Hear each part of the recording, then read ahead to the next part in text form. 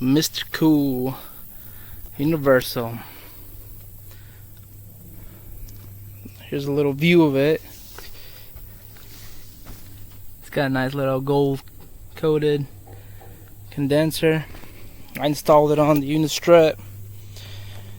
My other unit had no issues. I just saw this unit, or a buddy of mine actually showed me this unit, and time passed and I moved into a house with a conventional system, and I missed my inverted system, and I don't want to spend a whole ton of money replacing the whole system just to put an inverted unit in. So here it is. I'm not going to show you the install obviously, but at least show you how it runs. I'll hook up my gauges up to it and you can see a little bit about it. So I'll pull it open, show you how it works.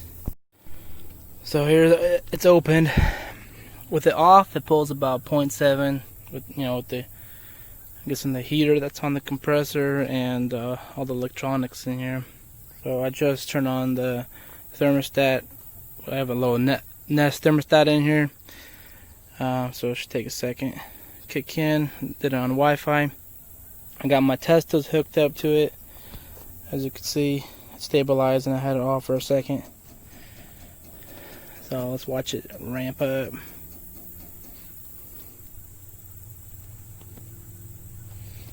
And we'll watch that sight glass too. I ended up installing a sight glass just to kind of get an idea of what it does under certain load conditions and whatnot.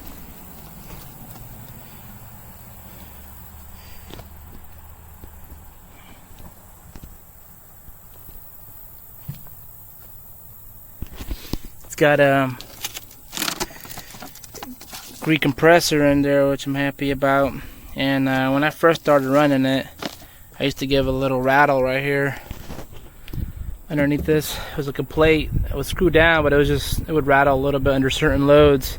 So nothing a zip tie couldn't fix. But here it's starting up right now. It looks like the fans always start up first. As you can see, it's ramping up right now. Both fans about oh, there goes the compressor. Nice and quiet.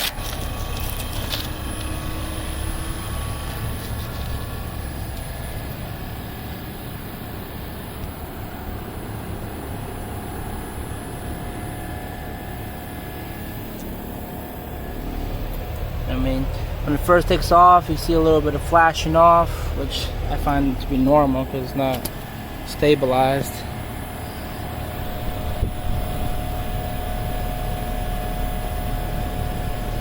Wired up like a regular heat pump. This one's B, so I had to change that on my thermostat, my Nest, because it was set to O, and when I turned it on, it was heating, of course. So nothing, little changing in the settings couldn't fix. And also, these do take the 5/16 fittings for the ports, so it's not your standard 1/4 inch. So far, this is what I'm seeing right now. Doesn't look too bad. Again, it's about 74, 75 degrees in the house.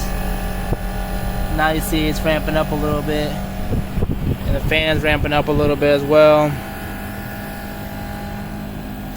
And when I look at over here, it's a nice solid column liquid right now. I installed it on these unit struts and I gave it a good distance, just in case it gets real windy out here, and I put it on some isolators right here to help with vibration. But man, this thing is quiet. I mean, it might sound louder on video, but it is nice right now. Ramping up right now.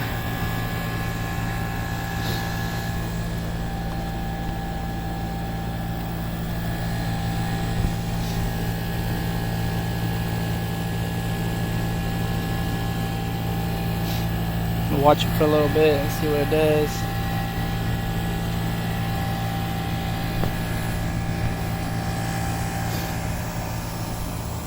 I don't remember if I mentioned this, but I did have to change it from a 5-ton to a 4-ton with these little dip switches that are on here. So I had an existing 4-ton, and my air handler has a ECM motor in there, and it's only 5 years old. You know, I did this because this supposedly can go down in heating capacity down to -5 at 100% capacity, and I haven't seen anyone install one of these yet on an existing air handler, but I missed the inverted compressor on my mini split, and you know, I'm not looking forward, you know, it doesn't get too cold out where I'm at, but I mean, if I can eliminate it, going and defrost and use electric strip heats more often, I'll be happy with that, because I got my room right here, and so it's been running for a few minutes here now. I'm about 12. It's dropping down. I mean, I don't know what logic it's using. It's probably about 90 degrees, maybe 85 degrees where I'm at right now outside. I'm in the shade. But I mean, you see it changing. I mean, my superheat's staying pretty nice. My subcooling, you would think it's a little low, but again, it's lowering it. I mean, I've seen this go up to 17 down to 9.5. I mean, the 9.5 is the lowest I've seen it with it running after some time. I mean, right now we'll see a little bit of flashing, but from what I didn't see on the schematic, there are some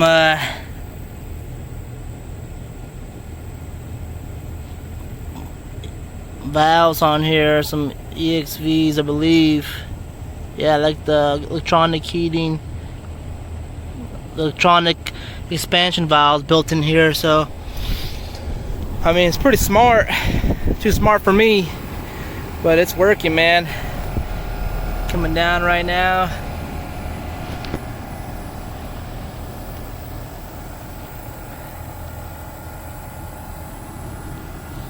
I mean, it's maintaining a good superheat for sure. I'll run up and show you my air handler real fast.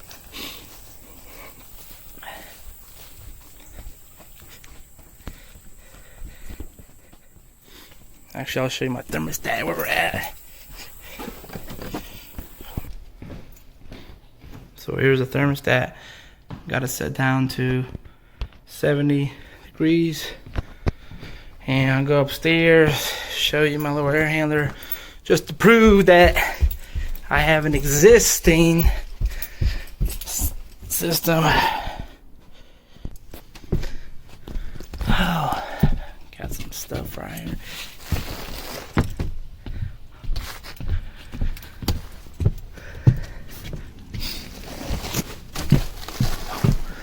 So that's the existing air handler, Star unit.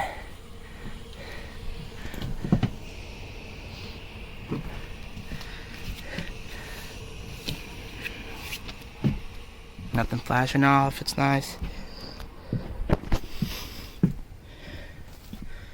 Show you my old condenser. So here's the existing, or my old unit. I mean, it was only 5 years old. Old 410, man. I mean, it worked good, but you know, starting up a little loud. And I know that come winter time, I mean, I want to be able to maintain my temperature real good, not worry about it. And the fact that I want to eliminate the inrush, because I'll be getting a jacuzzi here and soon, so we'll go check out that unit real fast, see what it's doing on amperage and whatnot. So here I'm back at it. It's been running for about 15 minutes now, and looks like 10 amps roughly is where it's resting at. I got a slight flashing going on, and my pressures look pretty good. I mean, right now it's, like I said, about 90 degrees outside. I mean, humidity is probably around 70 degrees. So I mean, tell you what, when I last turned off my unit, or disconnected my unit, I checked it with it 72 degrees, and it was about 70 degrees outside, and I was running about 12.5 amps. So I know that this is running less amps for sure, and so much quieter. But that's it.